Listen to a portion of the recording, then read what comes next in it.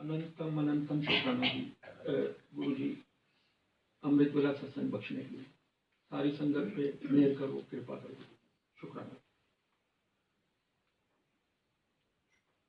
संगत जी जय गुरु जी। जय। आज जब आ रहे थे मतलब अंदर विला के अंदर, तो कल भी लाइटें लगी हुई देखी थी, बहुत सुंदर देखने को लगता है। और आज तो पूरा विला ही सजा हुआ था। और आते हुए मैं ध्यान कर रहा था कि यार लगभग 50 विलाज होंगे, पर ये विला एक अनोखा विला बन चुका है। और ये ऊपर से नीचे तक की जो सजावट देखी तो बड़ा मंदिर भी याद आ जाता है, क्योंकि बड़े मंदिर में हम देखते हैं जब बड़े फंक्शन होते हैं तो आप सब लोग देखते हैं क्या आलीशान सजा होता है। ये शहंशाहों के शहंशाह हैं, ये शहंशाहों के शहंशाह हैं, ये रॉयल किंग हैं और ये रॉयल किंग की तरह ही रहते हैं। और जहाँ आज इनका दरबार बन चुका है, जहाँ वास हो चुका है, तो ये सब होना ही है, कोई रोक नहीं सकता, ये अपने आप होगा। बिल्कुल अंकल ठीक कह रहे हैं, लाइटें लग जाएंगी और जो ये चीज़ें दिन ब दिन बढ़ती जा रही हैं। महाराज कल गुरु नानक साक्षात रूप में आ गए, तो इससे ज़्यादा हम क्या सोच सकते हैं और क्या मांग सकते हैं। शुक्राना नहीं खत्म होते।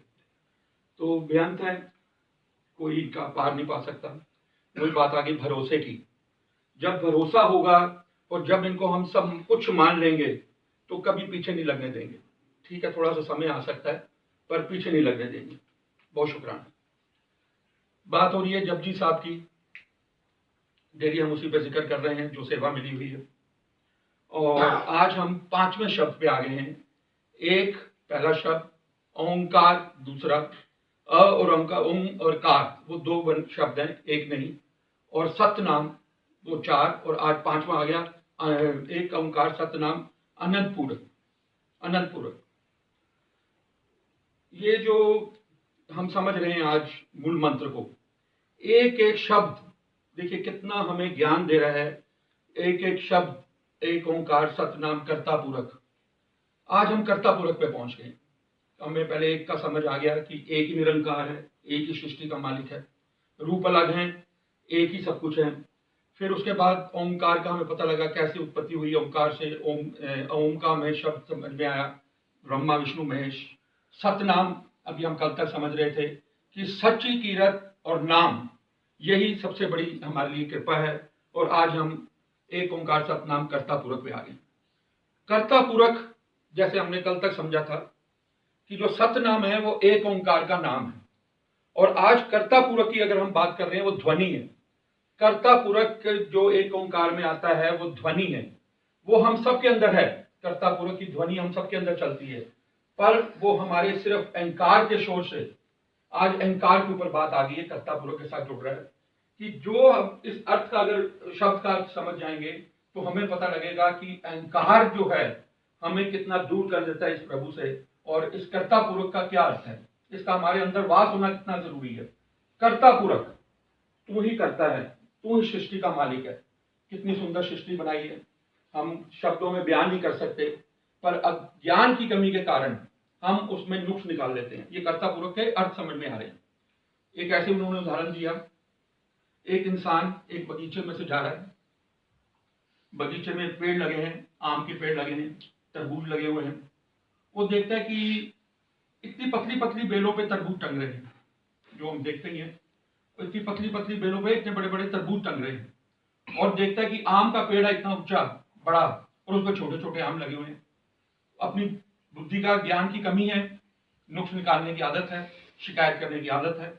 वो कहता है हे निरंकार क्या बनाया ये तुमने, समझ की कमी है कि इतने बड़े बड़े तरबूज लगा दिए पतली बेल में, और आम छोटे छोटे टांग दिए इतने बड़े पेड़ पर।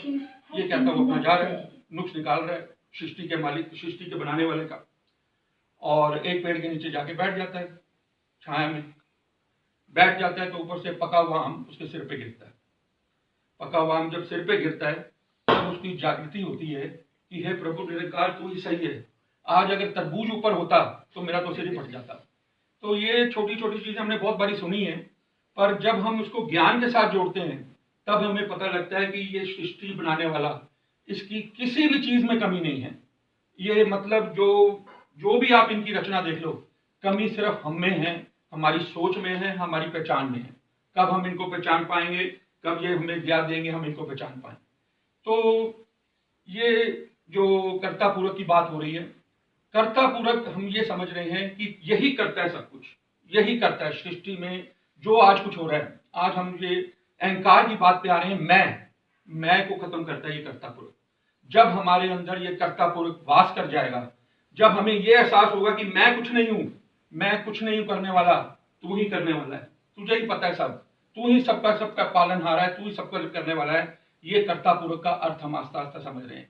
हमें ये समझना है कि हम कोई नहीं है करने वाले। आज कोई सेवा, कोई सिमरन, कोई ध्यान, कोई जो भी हम कर पाते हैं वो सिर्फ आप करवा रहे हो, हम नहीं कर रहे हैं।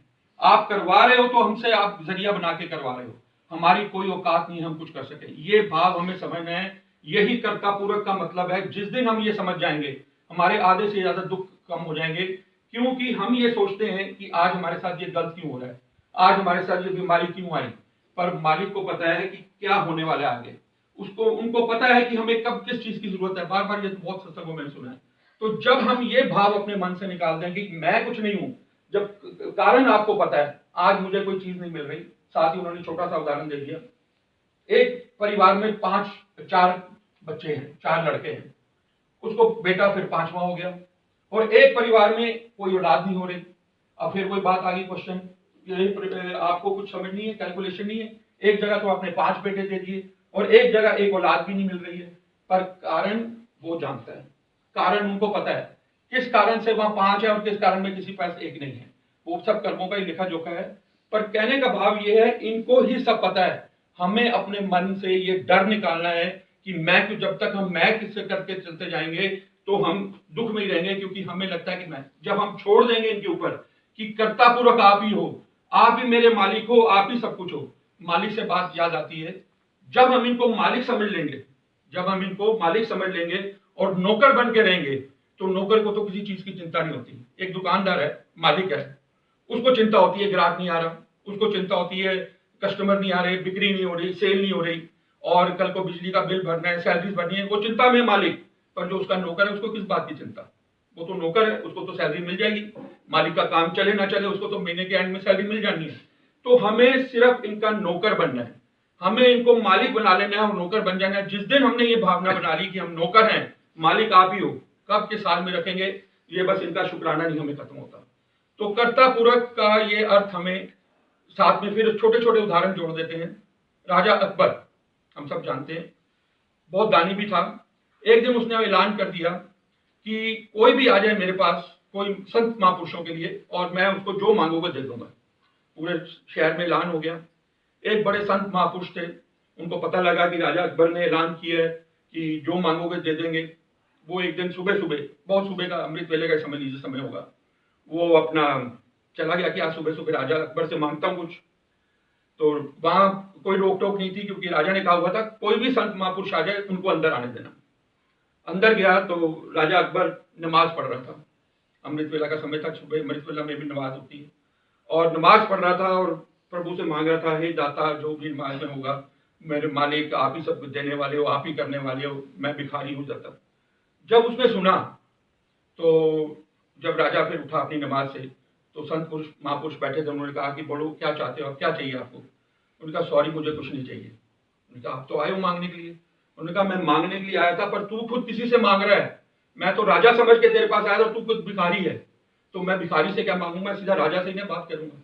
मैं सिर्फ दाता देने वाला है, जो तुझे तेरे को दे रहा है, मैं तो उससे ही मांगूंगा। तो ये छोटा सा दृष्टांत हमारे को समझाता है, यही एक दाता है देने वाले।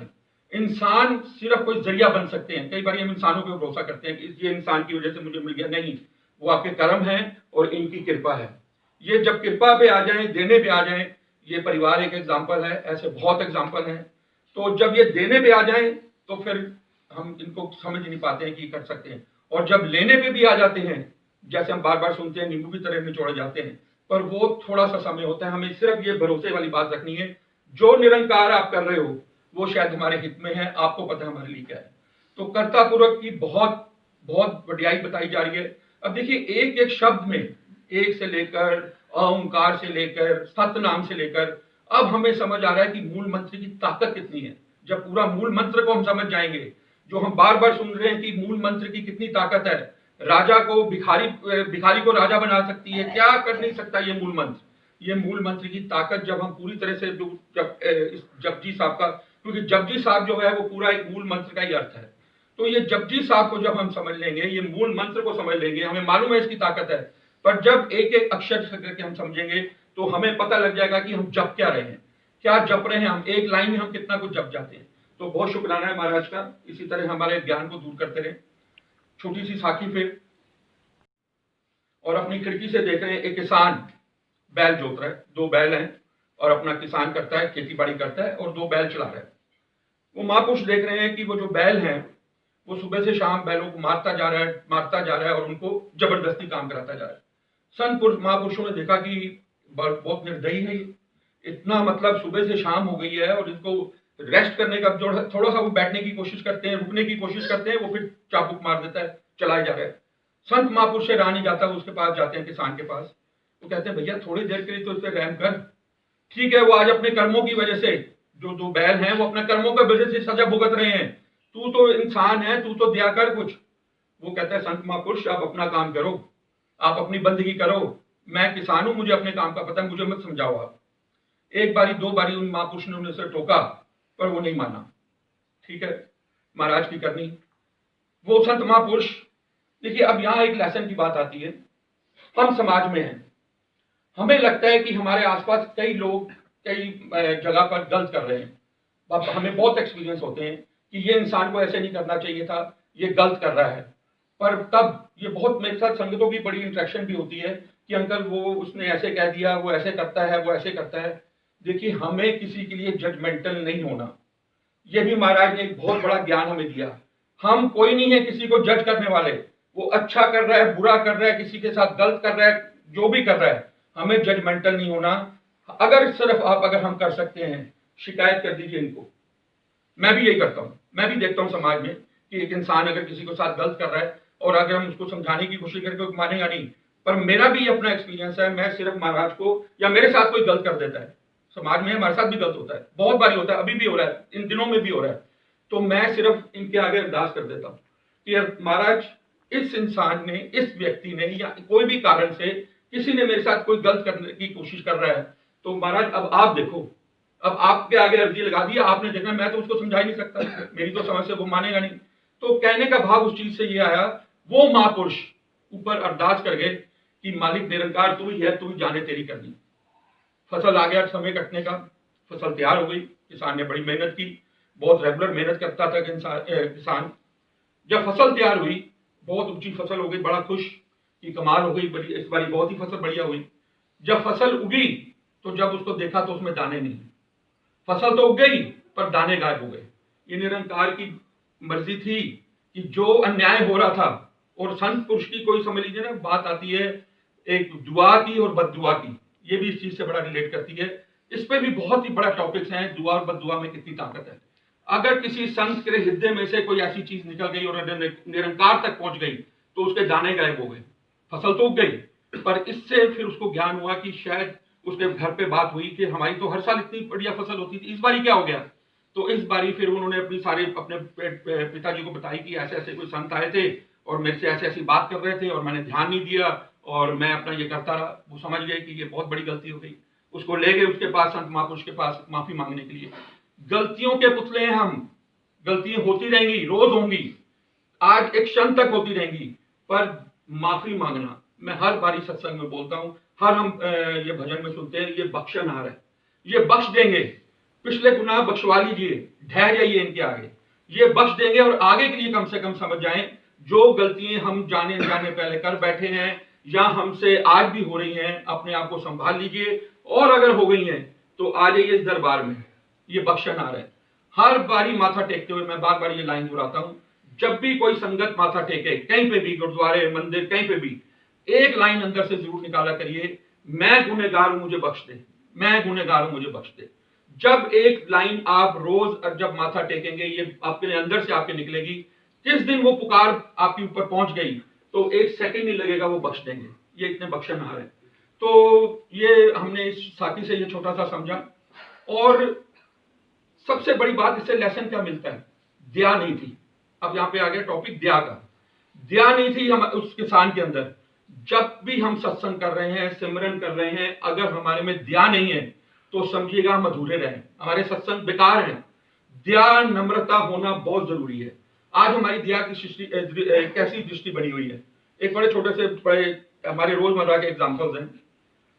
एक हमारी भी आते हैं, हम कहीं गाय को रोटी खिलाते हैं, अच्छी बात है, गाय को रोटी खिलानी चाहिए, बहुत अच्छा कर्म है, बहुत जरूरी है ये सबको करना। इसके साथ भी मैं आपको रिलेट कर दूं कि किसी भी परिवार में अगर पहली रोटी गाय की बनती है, उस परिवार में बरकत की कभी कमी नहीं आएगी। ये बहुत मतलब हम बहुत बुजुर्गों से अपने सुनते आ रहे हैं। पर हमारी दृष्टि कैसी है? एक इंसान रोज अपना इसको, और उसको मालूम है कि किसी पंडित ने बोल दिया है, किसी बुजुर्ग ने गाय को रोटी खिलानी चाहिए, गाय की रोटी खिलाने से तेरा कल्याण होगा, तो ये लाभ होगा। वो मन में ये सोच लेके निकलता है और गाय की रोटी के लिए एक दिन वो देख रहा है कि गाय उसको नहीं मिल रही, और उसके आसपास जो कुत्ते घूम रहे हैं वो बड़े भूखे हैं, उनके भूख से तड़प रहे हैं, पर वो गाय ढूंढे जा रहे हैं, क्योंकि उसको पता है हमारी दया में भी एक स्वार्थ छुपा है कि मेरे को तो गाय को ही रोटी खिलानी है, मेरे को तो पंडित ने कहा गाय को रोटी खिलाएगा तो तेरा ये कल्याण होगा, जो भूखे कुत्ते उसके आसपास घूम रहे हैं उसको नहीं खिला रहा। तो कहने का भाव हमें ये समझना है, भूख मिटानी सबसे पहले जरूरी है। हम गाय को ढूंढते रहे, ठीक अच्छी बात है, तो अगर आपके सामने अगर कोई कुत्ता भूखा आ गया है तो भैया कुत्ते को खिला दो। आत्मा तो गाय और कुत्ते में एक ही है, पर हमारी जो सोच है ना, ये सोच ही बदलने का काम है बस। यहाँ पर जिस दिन ये सोच बदल गई, जीवन बदल जाएगा। ऐसे रिंकू भी भाई साहब अपना एक एक्सपीरियंस सुना रहे थे, पार्क में बैठे थे, तो वो देख रहे हैं एक इंसान बिस्कुट लेके आता है, हम भी बड़े देखते हैं, हम भी बांटते हैं कई बारी। वो बिस्कुट ले रहा है और बिस्कुट लेके आया जब पार्क में, और देख रहा है, वो समझ गए कि ये कुत्ते ढूंढ रहे हैं यहाँ पर। तो उसने देखा कि कुत्ते भी आगे बिस्कुट के देखकर पार्क के अंदर, जब कुत्ते आ गए आसपास तो वो उनको दे नहीं रहा, वो आगे चलता जा रहा है, इधर ढूंढ रहा है, इधर ढूंढ रहा है। और रिंकू जी हंस रहे हैं कि वो समझ गए कि क्या ढूंढ रहा है। उसको बुलाते हैं, बेटे इधर आ, किसको ढूंढ रहा है? काले कुत्ते को ढूंढ रहा है। अब वो कहता है हाँ जी काले कुत्ते को ढूंढ रहा हूँ। अरे भाई इतने कुत्ते नजर आ रहे हैं, इनको दे दे। नहीं, मेरे को काले कुत्ते को खिलाना है, क्योंकि मेरे को पंडित ने कहा काले कुत्ते को खिलाना है।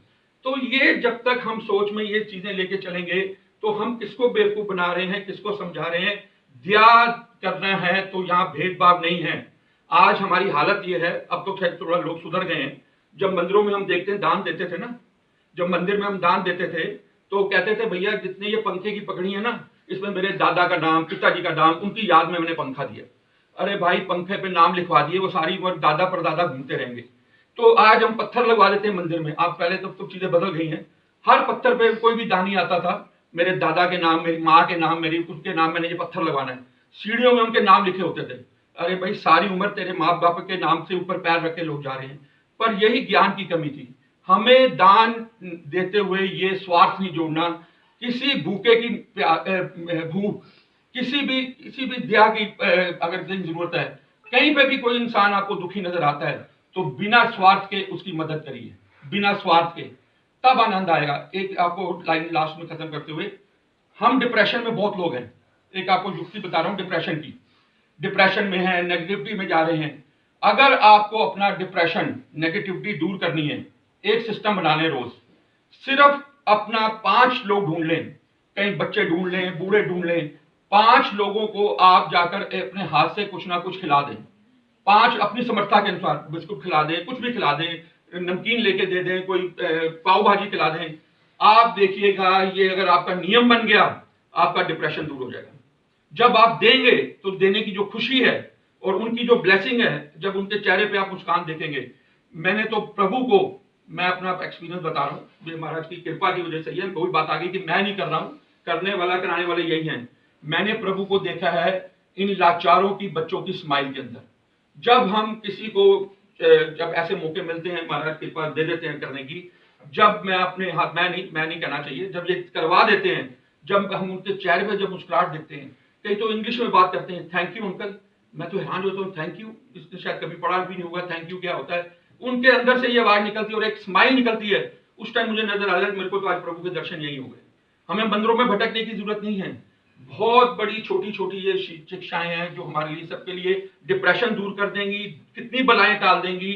वो एक जो स्माइल है, आज हम वृद्ध आश्रम में जाते हैं, आप एक्सपीरियंस करिएगा जब कोरोना से खुलेंगे, जितनी भी संगत जहाँ बैठी है या और जो सुन रही है, कभी एक बार हमारे साथ सेवा करके देखिए। वहां पर जो हम उनके चेहरे पे जो स्माइल देखते हैं, ऐसे वो गले लगा लेते हैं, क्योंकि उन्होंने अपने बच्चों को पता नहीं कब से खोया हुआ है, उन्होंने उनको अपने लवारिस माँ बाप को वहां रखा हुआ है। जब वो ऐसे गले मिलते हैं, हमारे मुंह में खिलाते हैं हम अपने हाथ से, और जो हम उनके साथ डांस करते हैं, जो उनके साथ खुशियां शेयर करते हैं, वो उनके लिए जो मोमेंट्स हैं, वो हमारे लिए गोल्डन मोमेंट्स हैं। क्योंकि हम उन परिवार, उन जो वृद्ध आश्रम में जो वृद्ध हैं, अंकल आंटीज हैं, उनकी जब दशा देखते हैं, और जो उनके वो 1-2 घंटे जब हमारा ग्रुप वहां पहुंचता है सेवा के लिए, वो लोग पहले ही पहचान जाते हैं, अरे आज तो ये लोग आ गए, आज तो आनंद आए। एक तो लंगर अलग होगा, दाल रोटी नहीं मिलेगी, आज तो यहाँ कुछ और मिलेगा, क्योंकि महाराज हमें सेवा बख्शते हैं, तो हम उनके लिए कभी चाट पापड़, ये पिछली बारी सेवा कहने की बात नहीं है, पर महाराज के बारे में मैं बोल रहा हूँ, अभी लास्ट सेवा बहुत हमारी बहुत आनंद आया, जो संगतें गई, हमने उनके लिए 4 काउंटर्स लगाए थे। अब उनको गोलगप्पे खाए मुद्दत हो गई थी। हर वहां पे वृद्धाश्रम के अंकल आंटी ने कहा कि अंकल आज पता नहीं हमने कितने सालों बाद गोलगप्पे खाए, कितने सालों बाद आज चाट, क्योंकि उनको तो डेली रूटीन में लंगर मिलता है, दाल रोटी दानी आते हैं, दाल रोटी खिला दी, ये खिला दिया, फल दे दिए। पर ये जो महाराज ने जो हमारे पे कृपा की, जो हम देख के हैरान थे कैसे उन्होंने चाट खाई, कैसे उन्होंने गोलगप्पे खाए, उनके लिए ये ड्रीम कम ट्रू था आफ्टर ईयर्स। तो वो ये भावना है, हमने भेड़ चाल नहीं करनी, हमारी कोशिश महाराज यही करवाते हैं, कुछ अलग करें। और सबसे बड़ी बात होती है टाइम देना।